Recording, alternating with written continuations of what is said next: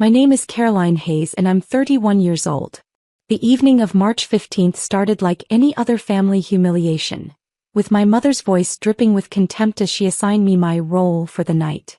What my family didn't know was that this would be the last time they'd ever have the opportunity to treat me like I was nothing. Because I wasn't nothing. I was the owner of the $2.4 million estate they were currently celebrating in, and in exactly 10 minutes they were about to find out. But before I tell you how their $180,000 engagement party came crashing down around them, let me explain how we got here. Because this wasn't just about one dinner. This was about 31 years of being treated like the family mistake, the disappointment, the one who just didn't measure up to my perfect sister Victoria. Growing up, our family operated on a simple principle. Victoria was the sun, and I was supposed to orbit gratefully in her shadow. She was 2 years younger than me, but you'd never know it from the way my parents treated her like she'd invented success itself. When Victoria got into college, my parents threw a party for 200 people at the country club. They bought her a brand new BMW as a congratulations gift and paid her entire tuition, $240,000 for 4 years at a private university. When I got into college with a full academic scholarship, my father said, "Well, at least you won't cost us anything." There was no party, no car. My mother actually told relatives I chose a state school because I wasn't ambitious enough for anything better. The fact that I'd earned a full ride didn't matter to them. When Victoria got her first job as a marketing coordinator making $45,000 a year, my parents acted like she'd been appointed CEO of Fortune 500 company. My mother called everyone in our extended family. My father took her to dinner at the most expensive restaurant in the city. When I got my first job as a financial analyst making $68,000, my mother said, "That's nice, dear," and changed the subject to talk about Victoria's incredible career trajectory. The pattern repeated itself over and over. Victoria bought a condo with my parents' help. They gave her $150,000 for the down payment. I bought my first property entirely on my own at 24, and my father's only comment was, "Must be nice to have money to waste on real estate." He had no idea that property was a small apartment building I'd purchased as an investment, or that I'd already started building what would become a multi-million-dollar real estate portfolio. They never asked about my life. Never asked what I did for work beyond that first job. Never asked if I was happy, if I needed anything, if I had dreams or goals or achievements worth celebrating. To them, I was just Caroline, the older sister who existed to make Victoria look better by comparison. What my family didn't know, what they never bothered to ask about, was that I had a talent for real estate investment that bordered on intuitive. While Victoria was spending my parents' money on designer handbags and weekend trips, I was learning everything I could about property markets, investment strategies, and wealth building.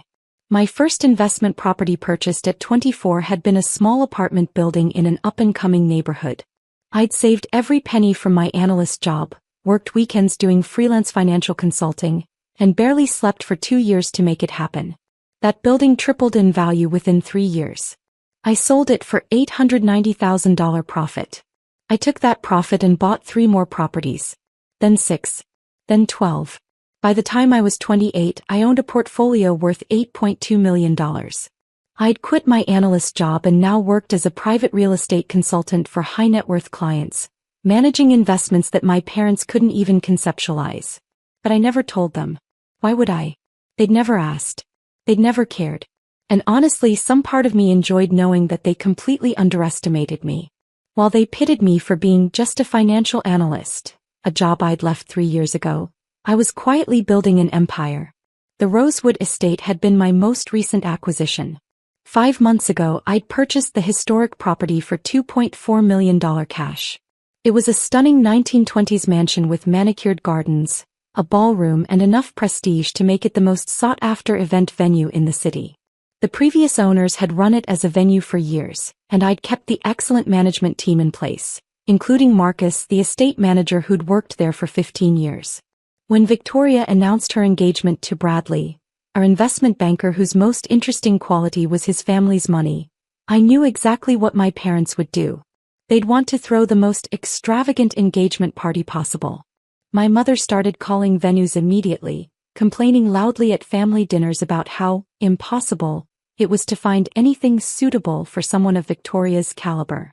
The Rosewood estate would be perfect, my mother sighed one Sunday dinner, but they're booked solid for the next year. I've called 14 times. I'd smiled into my wine glass. The Rosewood estate wasn't booked. I'd deliberately kept March 15th open. I wanted to see exactly how far my family would go. 2 weeks later, my mother called me, barely able to contain her excitement. Caroline, you won't believe it. The Rosewood estate had a cancellation. We got the date for Victoria's engagement party. What she didn't know was that I'd had Marcus call her back and offer the cancelled slot. I'd also instructed him not to mention ownership, just to handle everything professionally and accept their deposit. My parents had wired $940,000 total. $740,000 for the venue, catering and services, plus a $200,000 deposit for Victoria's future wedding reception they'd booked for next spring. If you're genuinely enjoying this story, I'd love for you to hit that like button. But only if it's resonating with you, no pressure at all. The weeks leading up to the engagement party were a masterclass in my family's priorities. My mother called Victoria 47 times to discuss details. She called me twice, both times to tell me what I should wear because we can't have you looking inappropriate in the photos. Victoria posted daily updates on social media about the most incredible engagement party ever planned. She shared photos of her custom Vera Wang dress, $8,500, the designer invitations, $3,200 for 100 invitations, and the elaborate floral arrangements my mother had ordered, $22,000. Not once did she mention me. 1 week before the party, we had a family planning dinner at my parents' house. I was invited, but only because my mother said it would look bad if I wasn't there. Now, Caroline, my mother began, using that tone she reserved for when she was about to say something cruel while pretending it was practical, we need to discuss your role at the party. My role? I asked calmly. Yes. We've worked very hard to make this perfect for Victoria. We can't have any disruptions. My father cleared his throat. What your mother means is that this is Victoria's night. We need you to understand that and behave accordingly. Accordingly, I repeated. Victoria was scrolling through her phone, not even bothering to look up. Just don't be weird, Caroline. Don't talk about yourself. Don't try to get attention. This isn't about you. My mother nodded enthusiastically. Exactly. In fact, we've arranged for you to help with some of the coordination. Make yourself useful. The catering staff might need assistance and... You want me to work at my sister's engagement party, I said flatly. Not work, my mother corrected. Help. It's what family does. Besides, you're not exactly bringing a date or contributing financially, so the least you can do is pitch in. The assumption that I hadn't contributed financially almost made me laugh. I owned the venue. I was technically paying myself to host their party. But I just smiled and said, of course. Whatever Victoria needs. Victoria finally looked up from her phone. Actually, I don't want her in the photos anyway. He always looks so, I don't know, tired, stressed. It brings down the aesthetic. My father actually nodded in agreement. Victoria's right. Caroline, perhaps it's best if you stay behind the scenes. You understand. I understood perfectly. I understood that in 10 days, they were going to regret every single word of this conversation. March 15th arrived with perfect weather. A clear spring evening that made the Rosewood estate look like something out of a fairy tale. I dressed carefully in a simple but elegant navy dress. Nothing flashy. Nothing that would draw attention. I wanted to blend in right up until the moment I didn't. I arrived at 6 p.m., an hour before guests were scheduled to arrive. My mother was already there, directing the staff like a general commanding troops. She saw me and immediately frowned. Caroline, you're early. I wanted to see if you needed any help, I said pleasantly. How thoughtful, she said in a tone that made it clear she found it anything but. Actually, yes. The catering manager mentioned they're short-staffed. Perhaps you could assist in the kitchen? In the kitchen, I repeated. Just for the beginning. Once things get started, you can, well, we'll see. She waved her hand dismissively and walked away, already pulling out her phone to take more photos of the elaborate setup. I went to the kitchen where the catering staff was indeed busy preparing for 72 guests. The head chef, a woman named Maria whom I'd worked with on 3 previous events at the estate, saw me and immediately looked confused. Miss Hayes? Is everything all right? Do you need something changed? Everything's perfect, Maria, I said quietly. I'm just going to observe for a bit. My family doesn't know I own the estate yet. Understanding dawned on her face, followed by something that looked like anticipation. I see. Should I? Just treat me like any other guest. For now. Guests started arriving at 7 p.m. I watched from the kitchen window as my extended family filed in, all dressed in their finest. Aunts, uncles, cousins, 72 people total, all there to celebrate Victoria and Bradley's engagement. Victoria arrived at 7:15 in a dramatic entrance, wearing her Vera Wang dress and practically glowing with self-satisfaction. Bradley was beside her in an expensive suit, looking every bit the successful banker. My parents flanked them like proud peacocks, accepting congratulations as if they'd personally achieved something remarkable. At 7:30 my mother came to the kitchen. Caroline, the guests are all here. You should stay in here for dinner. I'm sorry, I said, though I'd heard her perfectly. It's just, the seating is very carefully arranged. We don't have a place for you at the main tables and it would disrupt everything to rearrange now. You can eat here with the staff. I'm sure they won't mind. One of the sous chefs actually dropped a spoon. You want me to eat in the kitchen, I said, my voice carefully neutral. It's not personal, Caroline. It's just logistics. You understand. My mother was already turning away as if the matter was settled. Mom, I said, and something in my tone made her turn back. You want me to eat in the kitchen at my sister's engagement party? Oh, don't be dramatic. It's just dinner. Besides, you're not exactly contributing to the celebration, are you? No gift, no date, no real reason to be featured. The dining room is for family who actually matter in Victoria's life. The words hung in the air. The entire kitchen staff had gone silent. Family who actually matter, I repeated. You know what I mean. Victoria's close family. The people who've invested in her future. Now, I need to get back to our guests. She swept out of the kitchen without another glance. I stood there for a moment looking at the shocked faces of the catering staff. Maria stepped closer, her voice low. Miss Hayes, I'm so sorry. We had no idea she would. It's fine, I said calmly. Actually, it's perfect. Maria, could you prepare me a plate? I'll eat here just like my mother wants. I sat at a small table in the corner of the kitchen, eating the same gourmet meal the guests were being served in the grand dining room. Through the window I could see my family laughing, toasting, celebrating. My father stood up to make a speech about Victoria's incredible journey, and how proud they were of their daughter. Singular. As if he only had one. Then I saw Victoria pull out her phone. She was pointing it toward the kitchen window, toward me. She was filming me eating alone in the kitchen while her engagement party happened 30 feet away. One of the servers came in and whispered to Maria, "The bride wants you to know she's posting it on Instagram. She's already captioned it." Maria pulled out her own phone and navigated to Victoria's Instagram. He showed me the screen. There I was, sitting in the kitchen, and the caption read, "Where she belongs," face with tears of joy. Some people are just meant to stay in the background. Hashtag know your place, hashtag engagement party, hashtag family first. The post already had 43 likes and comments from relatives. OMG Victoria, you're savage. Face with tears of joy. Poor Caroline L. This is hilarious. Your sister must be so embarrassed. I looked at that post for exactly 5 seconds. Then I smiled. Maria, I said calmly, could you please ask Marcus to come to the kitchen? He practically ran to get him. Marcus appeared within minutes, slightly out of breath. Miss Hayes, I just saw. I know, I said. I think it's time, don't you? His face split into a grin. I've been waiting for this moment since they booked the venue. Give me 10 minutes. Then make the announcement exactly as we discussed. It will be my absolute pleasure. I spent those 10 minutes finishing my meal slowly, deliberately. I could hear the party continuing in the dining room. More toasts. More laughter. More celebration of Victoria's perfect life. At exactly 8:47 p.m. I stood up, smoothed my dress and walked out of the kitchen. I didn't go into the dining room. Not yet. I went to the estate's main office, where I'd left a folder with Marcus earlier in the week.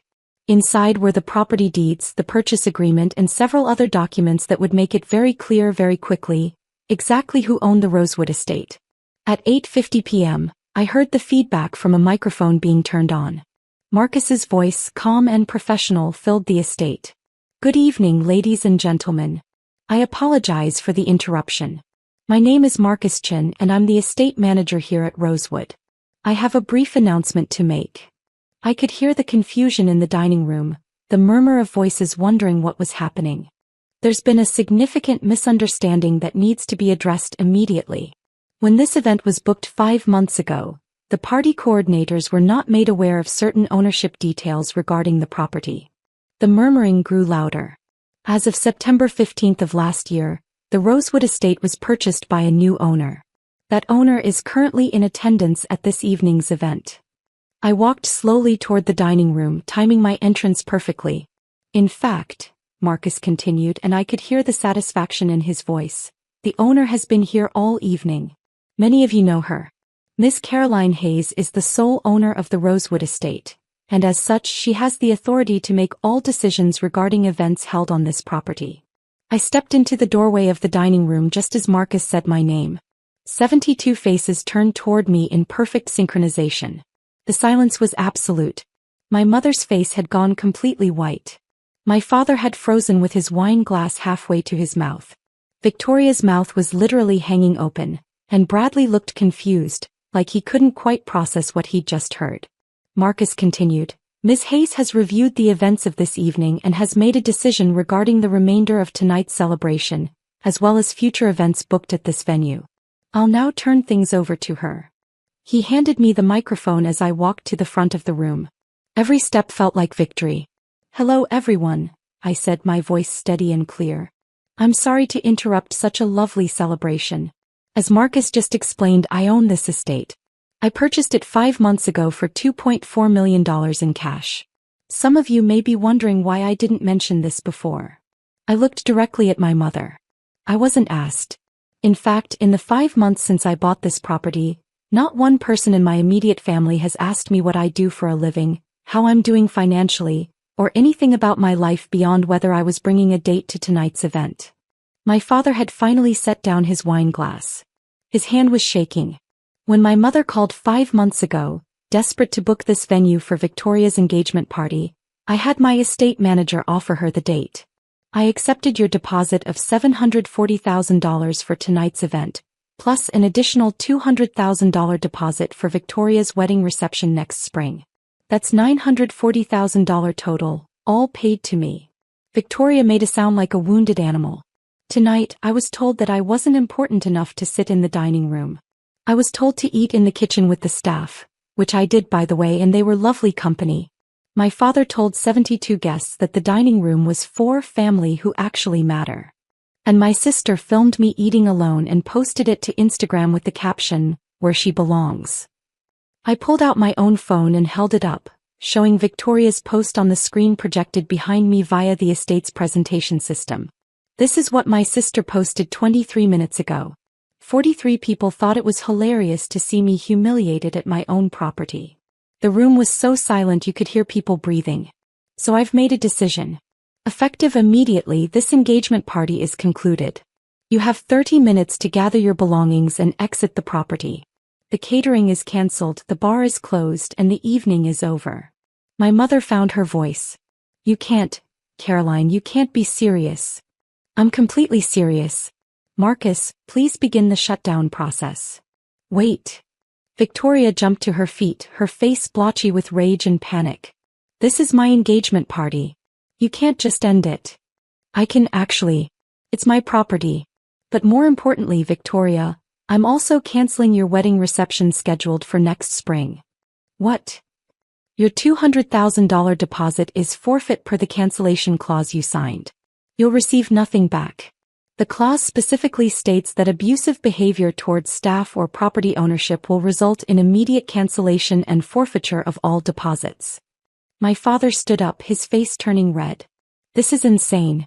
We're your family. No, I said quietly. Family doesn't banish someone to eat in the kitchen. Family doesn't film their humiliation for social media entertainment. Family doesn't tell someone they don't matter. You made it very clear tonight what you think of me. I'm simply responding in kind.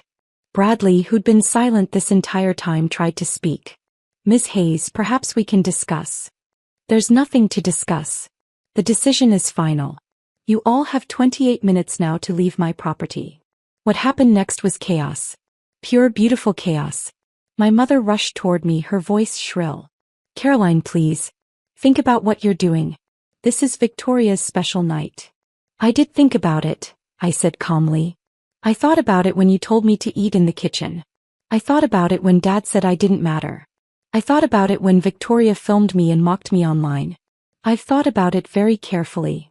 Victoria was crying now, her perfect makeup running down her face. You're ruining my life. Everyone is watching. This will be all over social media. Yes, I agreed. Just like your post about me was. Except this time the story won't be where she belongs. It'll be who actually owns the place. Relatives started standing up, gathering their things, whispering frantically to each other. I heard snippets. Did you know Caroline owned this place? How much did she say she paid? Oh my God, she's rich? I can't believe they made her eat in the kitchen. My Aunt Jennifer, my mother's sister, walked past and stopped.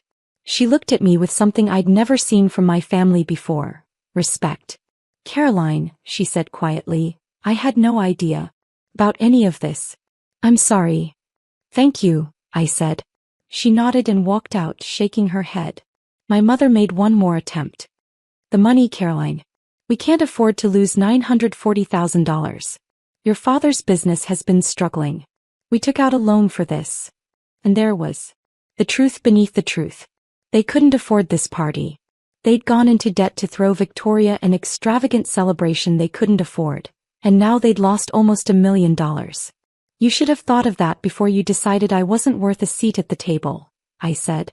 Security, my security hired by me, began gently but firmly encouraging guests toward the exits. Victoria was sobbing on Bradley's shoulder. Bradley looked like he was reconsidering his life choices. My father was on his phone, presumably calling his lawyer, not realizing that my contracts were ironclad. Within 25 minutes, the Rosewood estate was empty except for staff and me. Marcus approached, barely suppressing a smile. All guests have departed, Ms. Hayes. The venue is clear. Thank you, Marcus. Please make sure the staff is paid triple for this evening, including the catering team. This wasn't their fault. Already done. And Ms. Hayes? That was the most professionally delivered devastation I've witnessed in 15 years of event management. I stayed at the estate for another hour, helping the staff clean up the abandoned party. Half-eaten plates of food, scattered napkins, Victoria's elaborate floral centerpieces. All of it a testament to a celebration that ended in spectacular failure. My phone started ringing at 9:47 p.m. My mother. I declined the call. It rang again. My father. Declined. Victoria. Declined. My mother again. Declined. Text messages started flooding in. From Mom. Caroline, please call me. We need to talk about this. You're being irrational. From Dad. This is unacceptable behavior. Call me immediately. From Victoria. I hate you. You ruined my life. Everyone saw. Bradley's parents are furious. I blocked all 3 numbers. Then the extended family started calling. Cousins, aunts, uncles. People who'd watched me eat in the kitchen and said nothing.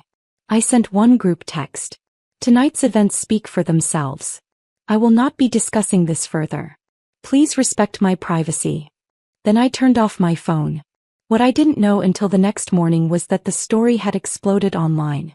Victoria's original Instagram post, the one mocking me in the kitchen, had been screenshot and shared thousands of times. But now it had context. Guests from the party had posted their own accounts. I just witnessed the most insane revenge at an engagement party. The poor sister eating in the kitchen? She owned the $2.4 million venue and kicked everyone out. Fire. My cousin's engagement party just got cancelled because they humiliated the bride's sister, who turned out to be the property owner. I can't even process this. So my family member made her sister eat in the kitchen at a party, filmed it, mocked her online, then found out that sister OW's the estate and lost $940,000. I have no words. Victoria's post had gone from 43 likes to being shared over 50,000 times. But now the comments were very different. You mocked someone eating in the kitchen at their own property? Skull, the karma is immaculate. Imagine losing almost $1 million because you couldn't be decent to your sister. Where she belongs, aged like milk in the sun. Someone had created a side-by-side comparison. Victoria's original mocking post on the left, and a photo someone had taken of me speaking into the microphone on the right. It had been shared 127,000 times with the caption, "Find someone who looks at you the way Caroline Hayes looks at people who underestimated her." I didn't hear from my immediate family for 3 weeks. Radio silence. No calls, no texts, no emails. It was the most peaceful 3 weeks I'd had in years. Then on April 7th my doorbell rang at 8 a.m. I opened it to find my mother standing there, looking like she'd aged 10 years in 3 weeks. "Caroline, we need to talk." "No, we don't. Please. Just 5 minutes." "I'm asking."